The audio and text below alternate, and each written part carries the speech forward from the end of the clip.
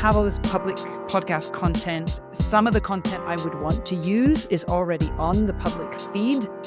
Can I just pull that? Would I just pull that? Or would I kind of restructure? I know your audience might be more on the frugal side, and there's something to be said about a curated list that saves me time. If you think about the value of an offer, right? Part of the value of the offer and the perceived value is... All right, welcome back to another episode of Launch Your Private Podcast. And today we have Alex Howson, medical writer, educator, and researcher. And I'm so excited. This is a coaching spot here. So we're going to dive into a private podcast that you're planning to launch, and we're going to get all the context around it. And hopefully this will be a really great episode for those of you who have not yet launched, but maybe have some questions on positioning and how you're going to be able to deliver this content to your audience. So Alex, welcome. We are so glad to have you here. Well, thank you. I'm super pleased to be here. I am such a fangirl of the product Hello Audio, as well as your podcast. So it's a real pleasure to be here. Thank you for saying that.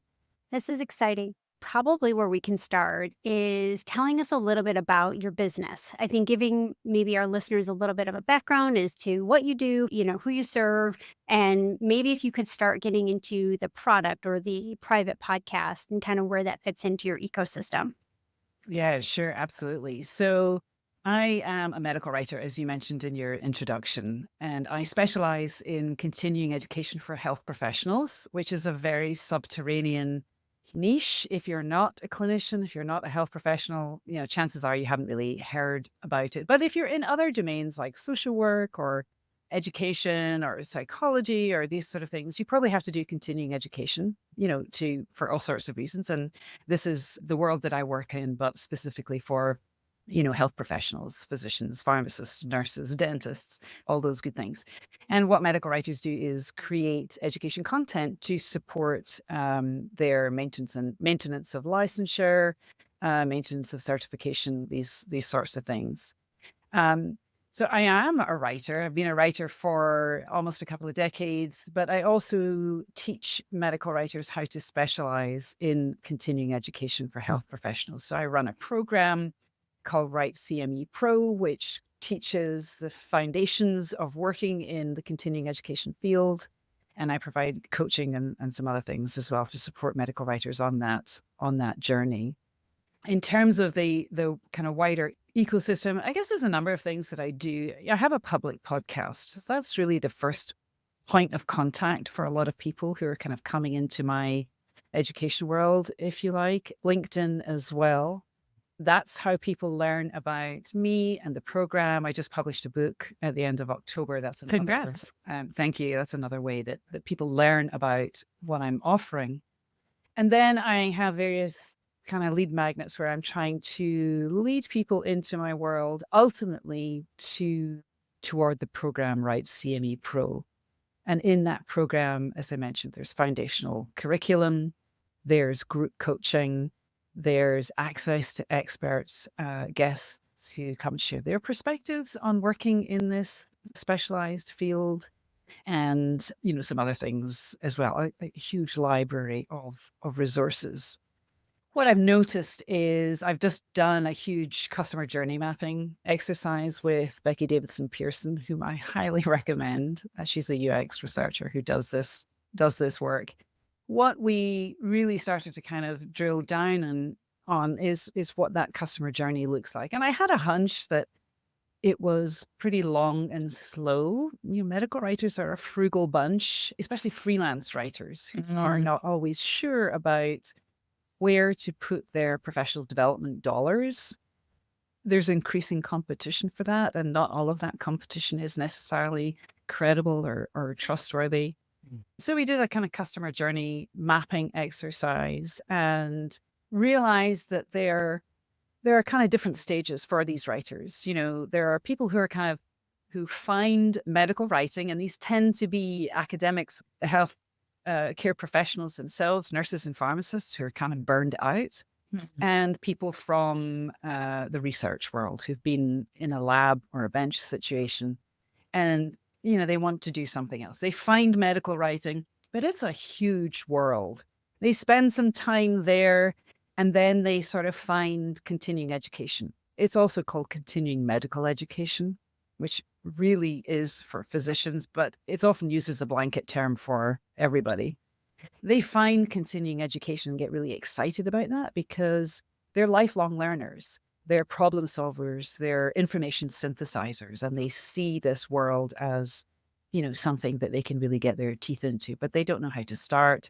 They don't know what the field looks like. They don't know how to use their skills in this world. So that's the point where they kind of connect with me. What I've noticed in that sort of mapping is they can stay there for quite a long time. And to get your question about the private podcast, I'm really thinking that a private podcast here would be a good way to support those people who are not quite ready to go the whole hog and come into the program that I offer. Because then they would have, I guess it would have a couple of objectives. One is they would learn about my style and what I can support them with and what I can teach them. They would also have some practical guidance to help them along that path a little bit, not only in terms of how to create content that works in continuing education, but also how to build a business as a freelance medical writer. Because, if you've been a nurse for a couple of decades, the chances are you don't know very much about how to build a business. And this is something I faltered with. And it can take a while to grow the confidence and also to pool the resources around you to, support that business building aspect. So I'm thinking this is a good spot for a private podcast. I already have a lot of content that I can repurpose, both in the public podcast and in the private podcasts that I create for my current program members, because I use Hello Audio for everything. I have one-to-one coaching podcasts. I have group coaching podcasts. I pull all of our expert guest perspective sessions. The video replay is always available, but I also pull everything into a private podcast so that everything is just in, I've got several different feeds that people can access who are already in the program. My guess is your people love it based on the type of work that they do, to be able to listen. Some do and some don't. We're still kind of monitoring that. These are writers, so the first preference for a lot of writers is still text. But I'm starting to notice a little bit more traction now. The program's been running for a couple of years, so I'm noticing more traction in downloads and listeners for the private podcast. Yeah, I love this. And I could tell by the way you answered your questions too.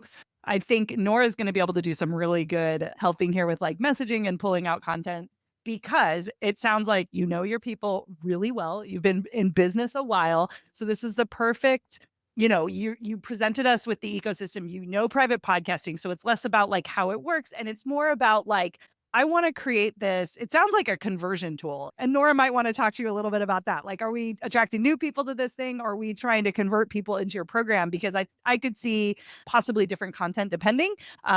And just where they are in this customer journey. So I love that you've done this deep dive exercise, because that's a lot of times what Nora has to walk people through on the show. And obviously you can't go as deep as you've gone. So I just want to props to you. As people are listening, you're going to, Nora talk probably in an advanced kind of context around some of this stuff. But I want you to know that people that have a deep understanding of their audience, it's really helpful in being able to craft something that is going to work really well. But what's cool is also we can test all of it, right? So we might take a stab at it, and then we could, throw in some different episodes or create some different dynamic content call to actions or something like that could change what those conversions look like. So I think this is going to be a fun episode. You ready, Nora? I saw Nora taking notes. I've got your website over here, so I've been kind of checking it out and things like that, just to understand the positioning around it. So I guess the first question I have is, when people are coming to you, normally, let me just back up for a second. Normally when I see an audience hang out for a while in a specific container, it might be a public podcast, it could be a free Facebook group. For those of you that are listening, there's lots of containers where we newsletter. Yeah, people just kind of hang out on your list or whatever it is. And if there's a length of time between that and when they take that next step and purchase whatever that next step is for them. To your point, it's usually one of a couple different reasons. One is because they don't feel like they're ready. There's something missing that they think is required, some sort of an input, some sort of a prerequisite that they don't think they have in order for them to take the next step. And in this case, what you're talking about in bringing an asset back and positioning that asset as a way for them to obtain or create or get to that to the point where they feel like they have that prerequisite and they're ready to kind of move forward right into that program. Other times it's because the asset or the container that they're at is already providing enough value and they don't feel like they need to purchase it. They already feel like they're getting what they need, and so there is no huge incentive for them to kind of move forward. And based on what I'm seeing on your website, I don't get that sense because it looks like that program provides a lot. I feel like it's potentially more the first reason, which is maybe a lot of folks just don't think they're ready yet. And that's a lot of, if you think about, in order for someone to make a purchase, in order for them to be most ready and most likely to make that purchase, they have to have certain beliefs. They have to believe that that product or that thing that they're going to buy is going to meet their needs that they believe they have, not needs that you're telling them they have, right? Needs that they think they've addressed the underlying fears in order for them to take that next step. So it's just all of these needs, beliefs, and fears are the three things I look at in order. Am I creating that through whatever the vehicle is, the public podcast, the Facebook group, the lead magnet, the low ticket offer? Like, am I doing the work to help that person create these beliefs to address their needs and address those underlying fears for them to take the next step? So in that case, it could be beliefs about themselves. I don't feel like I'm ready. I'm not making enough money. I don't have that doesn't fit my personality, because they think that, I've seen social media programs not sell because they're like, I don't want to show up every day. And that's not really what the program's all about. It's like misconceptions, false beliefs that we need to kind of combat and create new beliefs. It could be beliefs about the industry or the opportunity itself. If maybe this isn't profitable, there's not huge demand in the market. So it could just need to be, creating some more marketing materials around the opportunity and the demand for, this position or for this type of a career. It could be a lot of different things. And so I'm always looking, and your audience really well based on your responses. And so I'm curious, with your insight into your audience, and it sounds like you're looking at making that private podcast as that stepping stone because you want it to address things that will help them feel more ready or create certain beliefs or address certain needs in order for them to be ready for your main program. Is that kind of where we're at in terms of positioning this asset? Yeah, I think that's how I'm seeing it. And to your point about, fears and beliefs, I hear again and again, and I know my industry isn't alone. I hear again and again, I'm not sure if I'm right for this. I'm not sure if I have the skills to be successful in this field. So let me kind of back up there a little bit because, we're talking about heavy duty women mostly. There are some men who find their way into this world and the program, but it's a very feminized occupation or field. We're also talking about, people who have spent years, if not decades in some cases, training as physicians, nurses, pharmacists, academics, researchers. So these are people who are highly qualified to do lots of things, who are lifelong learners, who are information synthesizers, like they know how to get stuff done. But they've also had a clear path to direct them, I think, toward an ultimate goal. And all of a sudden they're kind of stepping out of that into this freelance world. And there's so many paths. Or there's no path. There's also, and people talk about imposter syndrome all the time. I have a particular perspective on imposter syndrome that, you've got self-doubt on the one side. Self-doubt is normal. It's fuel. Imposter syndrome is one of these things that has expanded to include almost everyone. There's a laundry list of psychological characteristics associated with imposter syndrome. But at the end of the day, it's designed to keep us in our place and to stop us from moving forward in any way. So I think that, one of the things I see the private podcast doing is is really speaking to that mindset and speaking to that skills deficit that people think they have that I really don't believe they do have.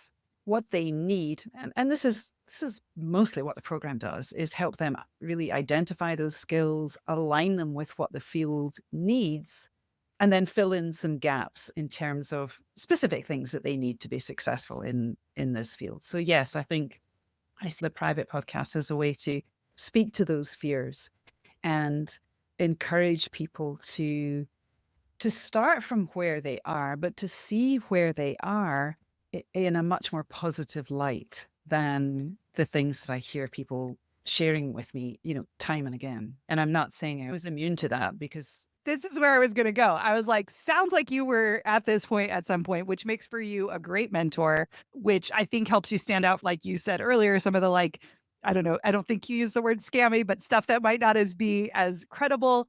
I'm also hearing, and let me know if this is just me because of my own experience, like putting this on you, but like it is reminding me of my journey that I did with academia coming into what was, when I originally started, was freelancers.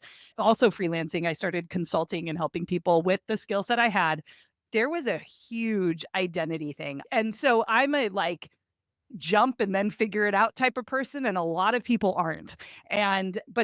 So my story did not necessarily reflect a lot of academics who are possibly very comfortable with their tenure, and they have a pretty decent gig. I had good healthcare, some things that I had job satisfaction. And then I did this crazy thing, and I'm saying air quotes around that. It felt to me like, wow, this feels a lot. But then, so I always felt like, oh, am I talking to only people that are able to jump and do something with that could have used preparation? Other people would have been like, why didn't you save 2 years salary? Who knows, right? But I bring that up because the identity shift that I watched myself, or looking back now, right? And that's what you have and I have, and anyone that's coaching, is I've done this, and look at what I've done and what I've seen since I've been up here. It was a lot bigger than I think I realized. And so if I were talking to people who might be worried about taking that jump and maybe aren't as impulsive as I was, I'm not trying to say that that's your story, but I would be thinking about what would I need to know or believe about what's possible, because we're the person that's showing them what's possible. And as we look back, the biggest stuff for me was I'm still valuable and helping the world. For me, helping students was such a big part of my identity. I felt like I was abandoning them, is what ended up coming up in some coaching. So I could see people in the medical profession, a lot of people join that for similar reasons in a different capacity. And so I could see them being like, I'm not going to turn into one of those people that's online making this money. I don't know. That's how I saw, right? And so it's not like you have to say it exactly like that, but it's more like that identity shift and seeing myself as an asset. There was another thing too. I trained my whole life. This is people who've been in education forever for this role. And now you're telling me I'm going to go do something else? Why? What? I don't know how to do that. I need a PhD. I need a XYZ. There is no PhD that can help you, I don't think, in freelancing, right? There might be an MBA, but we all know how that goes. So this idea that It was useful. right. No, but you see where I'm going with this? I know this person in a different institution, but has very similar belief structures. And I'm thinking if someone had released a podcast or had some sort of I see you content, right? And even if it's a little bit of your story, which I bet they get from your podcast, so it might not be that. It might actually be other people's story, which we could talk about with some of the people that you've worked with. But I'm thinking it's an identity thing. It's a core beliefs thing. I also remember some of the early stuff. Even though I took the plunge, I questioned whether it was the right thing, because other women that I was meeting in this freelancing space were just crushing these goals, and they were so productive. And I was just like, why can't I do that? I don't know how to run a business. I don't know what I'm doing, is what I kept telling myself. And as someone who relies on education a lot as a crutch in some capacity too, I'm just like, I think I need another course. I think I need another whatever. But this is, again, coming from someone who took the plunge. So your people are not like, maybe I need to go learn more about it. They're just questioning whether or not they would even survive or make it. And anyways, I don't know if that's helpful, but like gut feeling was like, it's an identity thing. And I even hit it then with the consulting business, starting a tech company. That was some of the first things that I was just like, I don't know software. I have no idea what I'm doing. So as I look back at this woman from 10 years ago who was a professor, never would have thought I would be here now. So I think we're onto something in this conversation about mindset, and in one place. Like, they're probably getting it from your LinkedIn content. They're like, "Oh yeah, I've thought that before." Right? And but then it's like there's something about an asset that they can binge, that you've carefully crafted to say, like, this is where you're at now, and then you help them bridge those misconceptions or those beliefs that they have, and then, like, this is your next step. And I think that that is something that we could easily do with this podcast. Yeah. So all of those things, just to kind of respond as briefly as I can. I was an academic as well, Yeah. almost a decade. Sociology. You're sociology. Whoa. Okay. This is getting even weirder. Well, we should Yeah. connect after this. Yeah, absolutely. And like a lot of people who kind of end up in my world, my family moved from Scotland to the US. We have long links in the US. My grandfather was born here, blah, blah, blah. But anyway, we moved to the US. I did not network. I half-heartedly tried to get another academic job, but a lot of things had happened. I was burned out. And so, The burnout thing, I think, is a big, the burnout thing is a big thing. But my point about this story is I lugged, to your point about identity, I lugged my boxes and boxes and boxes of notes from my undergraduate Oh, I believe years, it. Yep. my teaching, and my PhD research from Scotland to the US. And it took me, I think we'd been in the US for about 3 years before I realized I have to get rid of these. I have to shed this part of my identity because it no longer serves me. By that time, I was doing some freelance work. So I think the identity thing is, and there's some really good research on this as well. The identity thing is absolutely core, because especially for professional women who have to work so hard, and especially women of color who have to work so hard to get that professional identity in the first place. Yes. And so this is definitely something that I hear again and again, along with all the other things that you mentioned around, I don't know if I can do this. I don't know if I should be doing this. But I'm not talking with people who are thinking of jumping ship. They've already jumped. Okay. Yeah. So they've already jumped. They've already left, healthcare, academia, research, whatever, journalism too, and found their way into freelance medical writing. Okay. They're sort of floating around and may or may not, have found continuing education. And so those are so they've already they're in the world, but that doesn't mean that identity crisis isn't still there 100%. Those threads just keep, kind of unraveling. So I do think I can definitely, and the book speaks to this a little bit as well. And that's actually the point of contact that I've had with a lot of readers. Like, people email me and say, I see myself in this. I'm so glad you said yes. So that's making me think, oh, maybe I need to actually make this more front and center in the private podcast, because then they get that sense of recognition, but they get me alongside them, and hopefully kind of pulling them along. So what you said is really helpful. It is identity. That is a huge part of what people are grappling with. And, we're already in a fragmented world that makes it much harder. I was just going to say, the political climate with the work that your folks are doing too, there's a lot of upheaval that even in the first few days I'm seeing. And I could only imagine what that must feel like for people who feel like they have a stable job, and there's departments being wiped out and things, and this is 3 days into an administration. I'm saying this as we're recording this.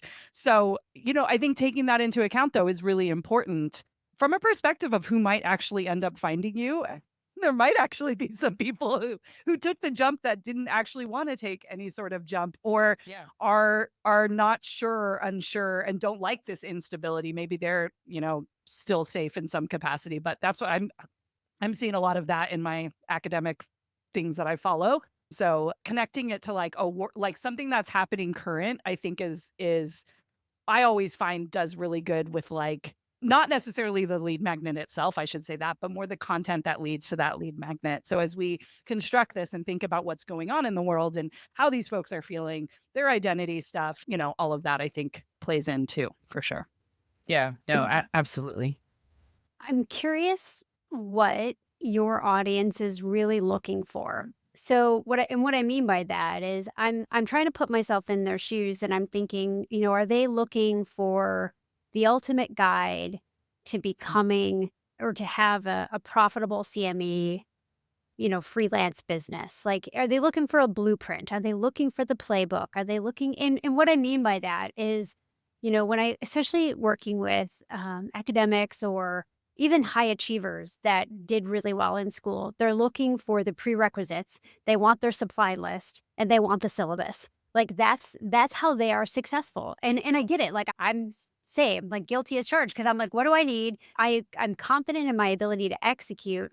Just point me in the right direction and tell me what I need. And sometimes that would come from an asset like a playbook, like a blueprint that talks about the foundational skills that they need that could be taught, that they can learn, things like personality attributes, things that would help them thrive in that environment because every environment is a little bit different. There could be things that I would even say, speaking to the overwhelm, because once you get into this space, we all know that everyone's trying to sell you something. So it's like all the options of all the things, and to really kind of allow their nervous system to calm down and let them see clearly, through all of that. And then to really just kind of speak to, and this could be done through a combination of of episodes that I'm sure and content you already have. It could be done through an interview series as well, like interviewing people who took the jump through different paths and what they discovered and what was really important to them. I think it's really easy because I came from corporate, so a little bit different. But I, retired and left my six-figure job in corporate and started this thing, which I'm a little less of a quick start than Lindsay, but my quick start's still high, but not as high as Lindsay was. So we balance each other out a little bit. But it's important though. I was intentional and thoughtful about it. And once you dive in, you're like, oh crap, I couldn't have planned this even if I tried.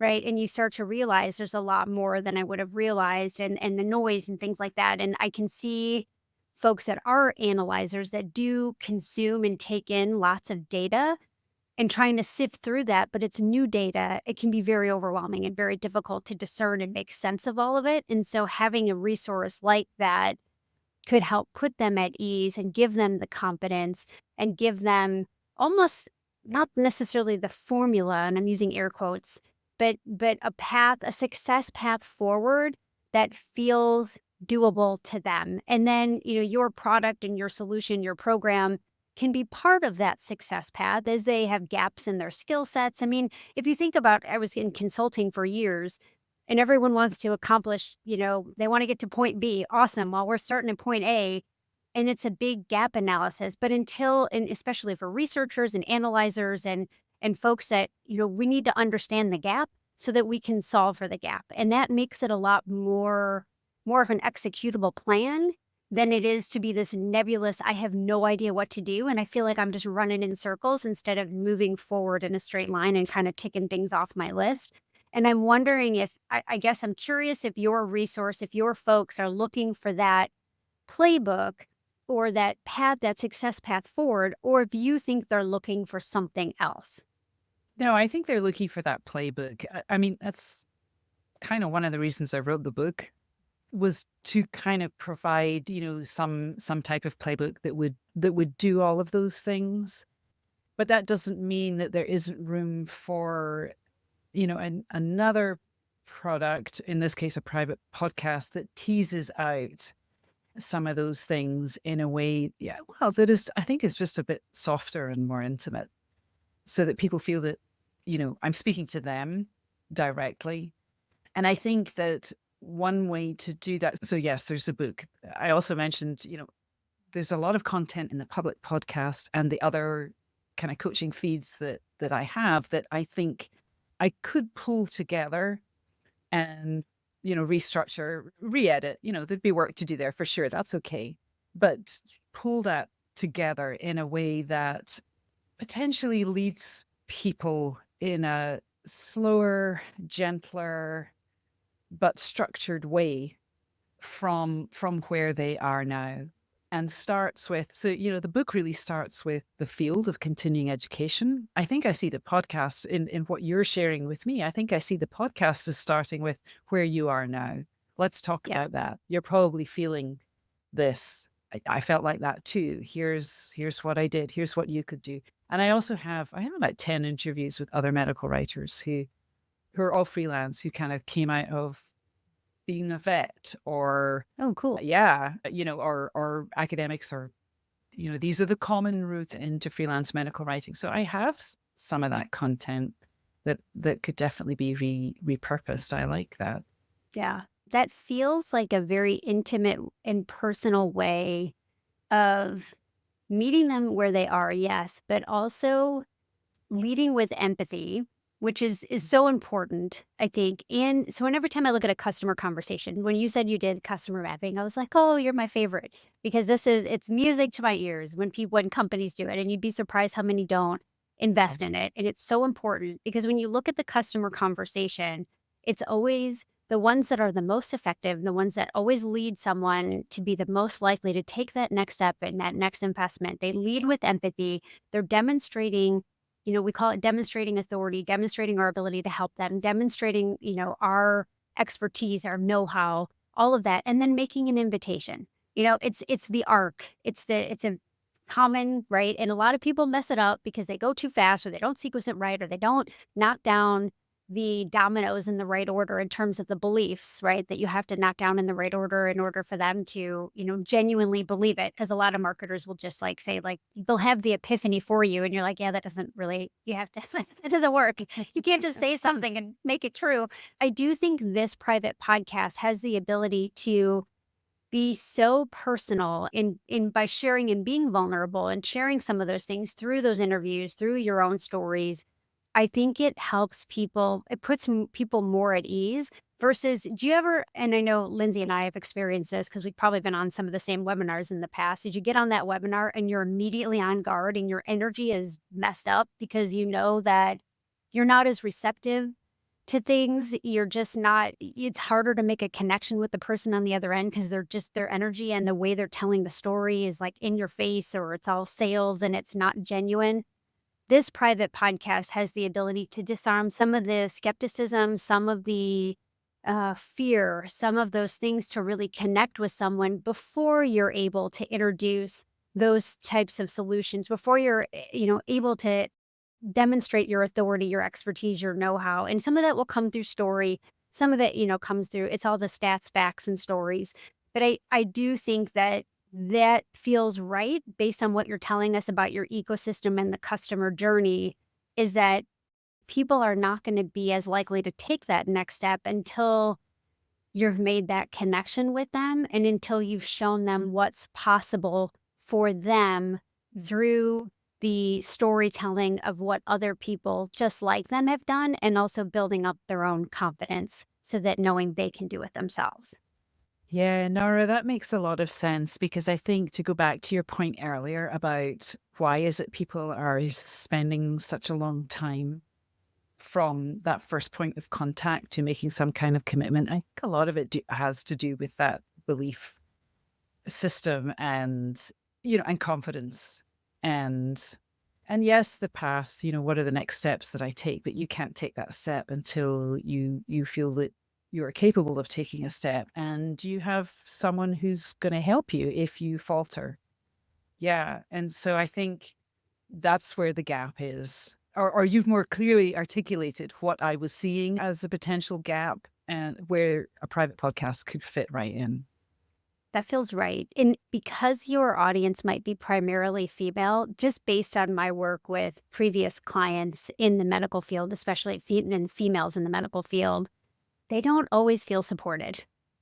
And Oh, and through yes. the journey, I have heard it was very eye-opening to work with so many women in the medical field, and I think that's where you can shine and where their experience could be very different is they've earned everything they have gotten, and they have not necessarily had the support that other colleagues have maybe received, and so feeling supported could be a very new feeling for some of them as they navigate uncertainty, and I think that will go a long way in helping ease some fears and concerns, and I think it's going to take that genuine connection with people for them to feel it because they in many cases, I know not all, but based on what I have learned in some of these spaces, it's more likely that they have not been fully supported in their journey to achieve what they have achieved, and I think this will feel very new and different to them, but in a very good way. Yeah, I think you've hit the nail on the head there. I think that's absolutely true. And Lindsay, I'm sure you would agree about that in relation to academia. Like, women aren't always, yeah, in any professional really, and that's only gotten worse. So I do think there's something really important there about, and it's certainly one of the things that current members of the program talk about, that they are very glad they have found a community of people who are doing what they are doing and who, reciprocate in that support. There's a lot of give and take. And it's, from my perspective, it's really beautiful to see that grow because, yes, I kind of started it and pushed the boat out. And I would say it took about 18 months to really get some traction. But the last 6 to 9 months have just been amazing to me to watch people start to really connect and connect with and support each other. I mean, that's huge. And I want to be able to convey that to people who are sort of thinking about it and who need that support in their lives, Yeah. more than ever. Yeah. I would definitely recommend having some of their voices on the podcast, like how you architect that. We've seen a couple different models. I've seen, episodes that are whatever. I've seen compilations of conversations with people where you really kind of construct an episode of feedback or like stories of people, with all those like that testimonial content, right? Like where were they when they signed up? Like da da da, right? Which yes. So, but I've seen from a private podcast perspective, I've seen them as entire episodes. I've seen them as entire feeds, as a soul feed, and you just intro it. I think we're going a little bit deeper here with you, but like I've also seen it where people kind of have it as the bumper on the front of every episode. And it's like, it's almost like an ad, but it's not because it's like a real person that like you've helped. And so I think sometimes some of us in this space too, who like never ever saw themselves as owning a business or whatever. That was a big thing for me too, where I don't have a salary. I have money that gets generated through me. That was a big also like, work and hours and like what a salary position looked like versus what a freelance position looks like. But I digress. That bumper, that front, like, oh, like, thanks. That was Sally and she's been in my program for this many years. And like, so now I'm going to talk about X. Like, whatever. The vibe that was a little more like pushy vibe, but like, you get where I'm going. Like, that idea that you can actually have like a little snippet either at the end of an episode or at the beginning of an episode is another way. I think you'll know when you start kind of mapping this, like what the vibe feels like of the whole arc of the private podcast. But I just wanted to present the different ways that I've seen people add case studies, testimonials inside of a feed that does have this kind of conversion element of like, join. And we've also talked to other people where they say at the very beginning, like, I have a program that I'm going to talk about. Like, and so I think too, just thinking about what it looks like when you sell on this, your people. I always err on the side of like what feels good, right? But also pushing yourself of like, hey, maybe I also need to sell it a lot more than I have been too, right? That's So the thing. yeah, 100%. I'm with you on that too. I struggle with that too myself. So that makes sense. Yeah. No, I love that. I love that you suggested that, the idea of a kind of buffer. It's like a cold open, really. Totally. Yeah, and then Yeah. I use that to sort of tease out the different things and I can structure interviews with a few of my current members just to set so that it's set up in a way that Yeah, because the I really experts like on your that. show, like sometimes those people are really far away. That's actually just to give you some behind the scenes of this show. We're presenting all these case studies where people have $1 million businesses, which is cool, right? And like I love all those people because they're really setting the stage for like making, audio content a thing. And that's why we wanted to add this element of people at all stages of business, people who have all sizes of business and goals for their business.